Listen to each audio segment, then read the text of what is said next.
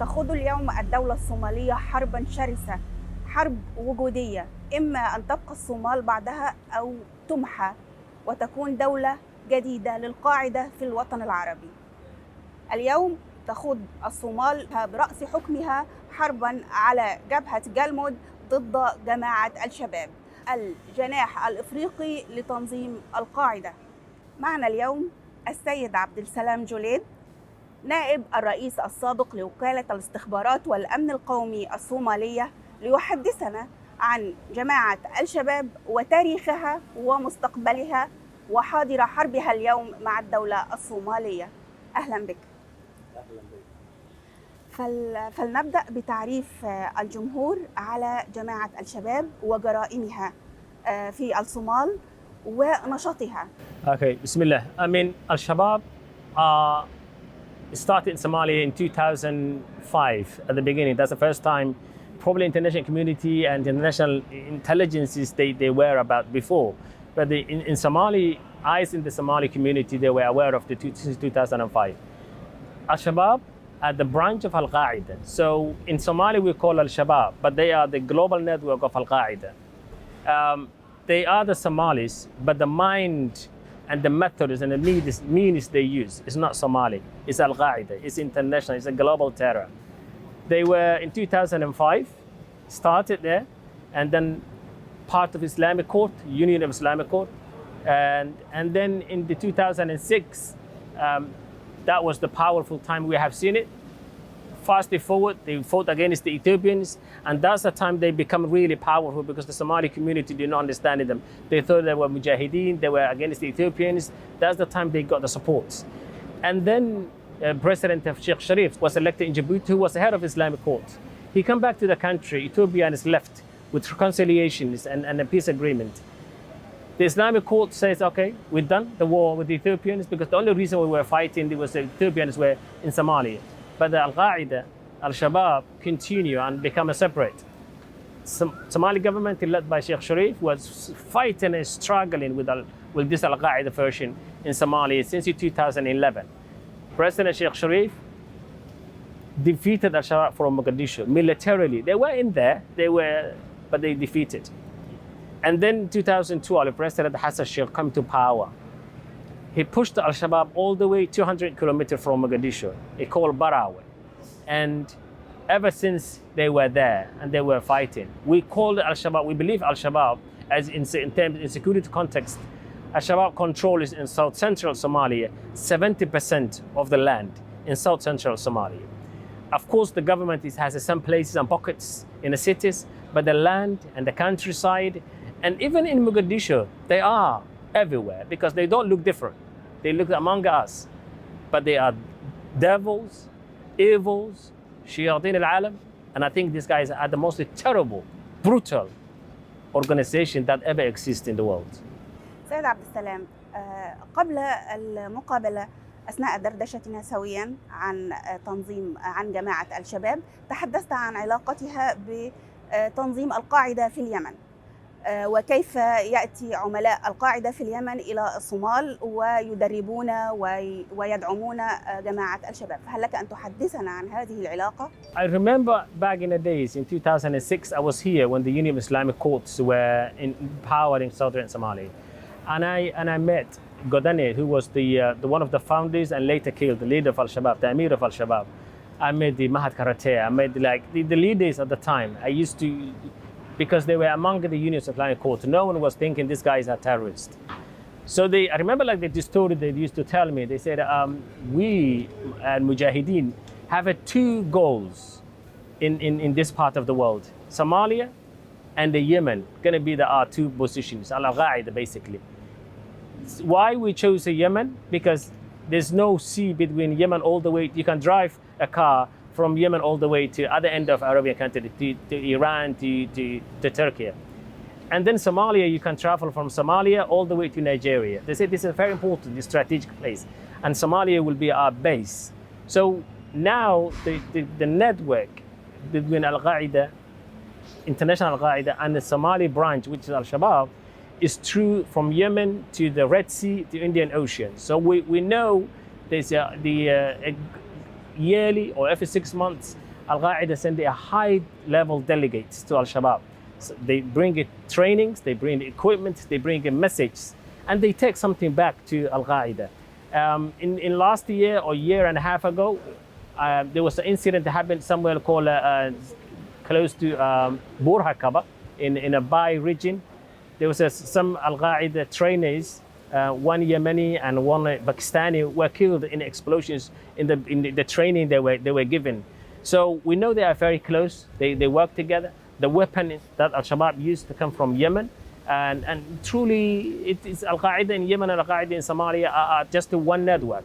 Not only that, Al-Shabaab are the mothership of the terrorism in Africa. They train the Boko Haram here and they send them off to Nigeria. So they give birth every terrorism elements and agencies that operates in Africa.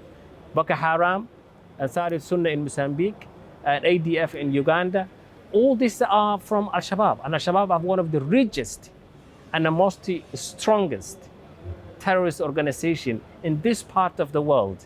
And I think the international community and the world is underestimating the complexity, the sophistications, and the power that Al-Shabaab have it today. إذن فالصومال واليمن هما الدولتان الأكثر أهمية في نظر قيادات القاعدة اليوم. لماذا؟ It's very important. They are tribal countries, so the network is a qabail. So they have the strongest qabail and the tribes and clans. So the government networks and the structure of the government is very weak, and the qabila and the tribe and the traditionalists are strong. So they infiltrate with the qabil, they infiltrate with the clans, and that's why they can survive. And it's the hostility, the lack of government, the lack of institutions. Al-Qaeda and terrorist elements and criminal organizations always can live under where there's no government functions, where there is no institutions. Yemen is a broken country. Somalia is a broken country. And it's going to be like the host and the immune place for Al-Qaeda to flourish. And that's why you see them. They are very strong. People are very weak. Government is very weak. Institutions are very weak. But Al-Qaeda, they become very rich. Al-Qaeda in Somalia, in last 6-7 years, the information is we have, the money they consumed the last 5 years through taxation is whatever sakawas they call it, is nearly $700 million. And Al-Shabaab, Al-Qaeda in Somalia now, they do businesses. The money doesn't stay in accounts. They do businesses in different forms. Not the name of Al-Shabaab, a brand. You don't see a company called Al-Shabaab, Al-Qaeda. It has a different names. They trade across the world. And I think it is very important to understand the magnitude and the power these guys have. أخبرتني أن مهاد كاراتيه قد ذكر لك أهمية الصومال وكيف سيمتد منها إلى باقي أفريقيا وأيضا اليمن وكيف سيمتد منها حتى روسيا. فكيف يفكرون في ذلك؟ The timing was quite a long time ago, but I think it still have the same belief and same strategy. Of course, Al-Shabaab, they manage it. It worked for them. Because today we're talking about the Boko Haram, which is the other part of West Africa, Nigeria. It was trained in here in Somalia. We're talking about it's southern Africa, Mozambique. It was trained in here. We're talking about East Africa, like Congo and Uganda. So the strategy that Al-Qaeda set, they see the opportunity. You can drive. And in Africa, borders are opened. You can bribe the soldiers at the border. You can bribe the government institutions. You can drive everywhere in Africa. And I think it worked. In Somalia, in 1992, Osama bin Laden, the father of Al-Qaeda, was in Sudan. He chose for a reason. And then he was in Somalia in 1992. He chose for a reason. And that reason is still alive. الحديث عن أن هناك خلاف بين داعش والقاعدة في الصومال أو في إفريقيا. هل هذه النظرية صحيحة؟ هل يتحارب داعش والقاعدة؟ هل هم مختلفون من الأساس؟ Al-Qaeda, the Daesh in Somalia were a version of Al-Shabaab. They were not landed from Syria. They were among the Al-Shabaab, but they become a version of Al-Shabaab and called themselves Daesh. And Mahmoud and Abdul Qadir Mahmoud, and he was Al-Shabaab, and then the leader of Al-Qaeda in Somalia, and then he became a Daesh. But Al-Shabaab are more stronger in Somalia. Daesh in Somalia, you can find them in Mogadishu, but they cannot speak. They're hiding from Al-Shabaab. Al-Shabaab eliminate them. They kill them all. They won't allow any other criminals or religious so-called organization to function. So probably you will find the and Daesh in the in Puntland, near the Red Sea, near the Yemen border, in the mountainous areas and hills. That's where you can have a small portion of Daesh. So Daesh is not a big deal in Somalia. Yes, internationally it's very big brand, it's a name, but in Somalia, القاعدة, الشباب is the problem. إذا أردنا التحدث عن الانشقاقات في صفوف جماعة الشباب، ماذا سنقول وما هو حجم الانشقاقات داخل الجماعة؟ وهل تنذر بنهايتها؟ I think the war with Al-Shabaab, with the Somali government, the currently happening, started last year around this time, will determine what Al-Shabaab will be in the future. If government to succeed to eliminate Al-Shabaab, at least now in the Galmudug, where the all focuses are, then Al-Shabaab will crumble. The organization of Al-Shabaab will not exist as it is. Though they are quite strong structure-wise, they are part of international terrorists, they are not just the mind of Somalis, but this war will determine what Al-Shabaab will be like in the coming years. If the government managed to destroy them or at least to defeat them, I believe what they will do is there was a dispute. So they will accuse each other who's behind. There are some guys who among the Al-Shabaab who are not allowed to speak out and to come out and to express their ideas. But when this happens, they will come up. So you will probably see someone who will not leader and become a leader tomorrow, someone who is leader and diminished tomorrow. So I believe the dispute and the difference between among the Al-Shabaabs will come into light and after this war. So this war, the current war that the Somali government has with Al-Shabaab will determine the future of Al-Shabaab and the future of Somalia. أعطيتنا مثال أثناء دردشتنا عن ذلك عن القائد الذي قتل مجموعة منهم. Yeah, there was the Emir of Al-Shabaab used to call Ahmed Godane, and he was killed in 2013 in airstrike or drone by the US.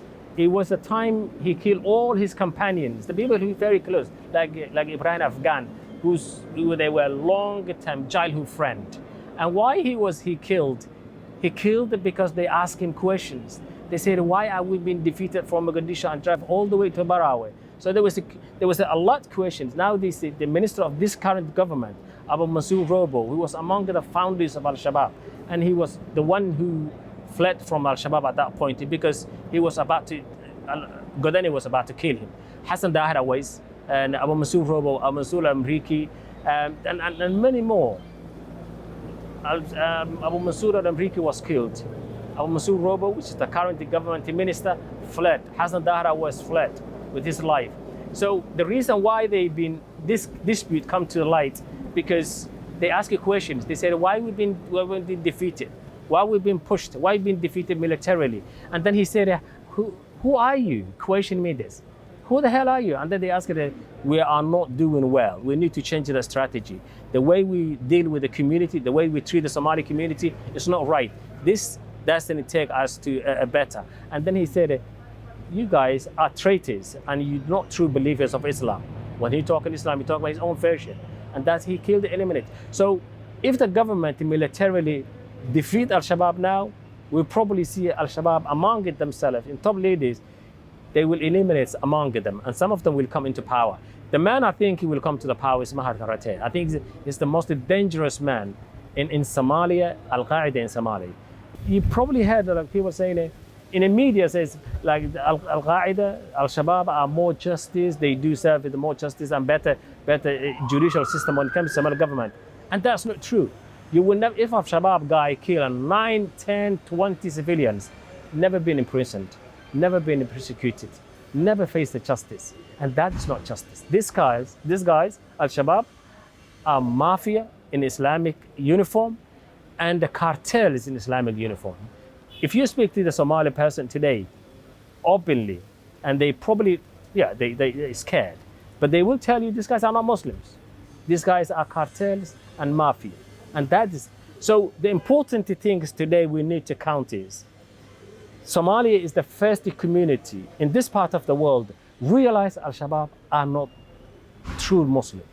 The only thing they need is power that can take out of the community, because the community, they already filtered out. ما هو سر قوة مهاد كاراتيه، وهل يستطيع بعد هذه الحرب أن يكون مجموعته الخاصة أو جماعته الخاصة؟ Possibility is very highly likely. Mahat Karate, he's from this part of Somalia. He's from a powerful clan, Qabila. He was one of the founders, and he's one of the hardliners and extremist mind. And in person, character-wise, he's a brutal. He's a person who have no heart. In security perspective, I believe this is the last meaningful war with Al-Shabaab.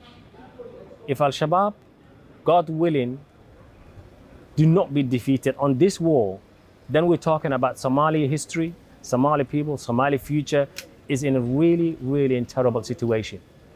So make no mistake, this is not just a war.